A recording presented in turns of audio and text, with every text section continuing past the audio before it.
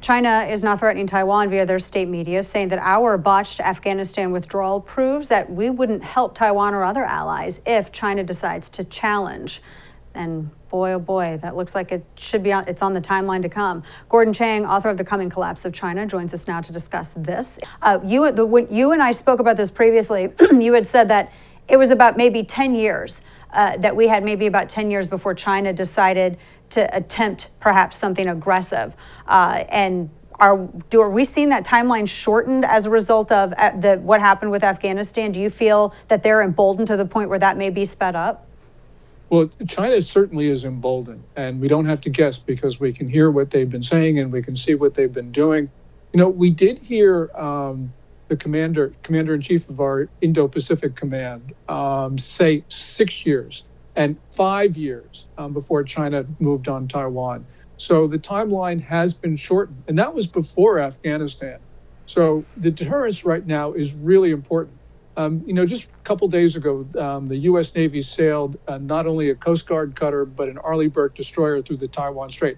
That's really important because while we were doing this, China is exercising its military very close to Taiwan. And that means deterrence is breaking down, as the Chinese have told us. In Alaska, they told us we could no longer talk to them from a position of strength.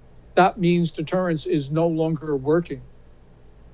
Deterrence is no longer working, and they're only becoming more emboldened. One of the very most interesting things, I think, in watching China deal with and exploit this debacle that the United States, that our administration has created with Afghanistan, is these overtures that China's leaders are making, that Beijing is making to, as bizarre as it sounds, Taliban. And I know that they would love to establish some kind of, whether it's like another Belt and Road initiative, some kind of relationship, because there was during the Obama-Biden administration, there was a memo that went around the Pentagon saying that Afghanistan is basically the Saudi Arabia of lithium.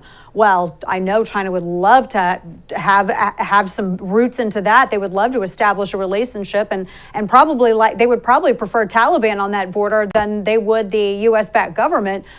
What are we going to see here with this, with China? And are we going to see China actually, they're recognizing Taliban for all intents and purposes. What is that relationship going to develop into? Well, in the near term, it's going to be very close between Beijing and the Taliban. Long term, they've got a problem because Beijing thinks it has the right to rule the world. The Taliban believes that there should be an Islamic state that rules the world. So long term, these two are going to fight with each other. But in the short term, and that's the short term counts, not the long term, they're working very closely together. Remember, China supplied small arms, rocket-propelled grenades, anti-aircraft guns to the Taliban, which the Taliban used to kill Americans and NATO troops. And we let them do that. We didn't call China to account.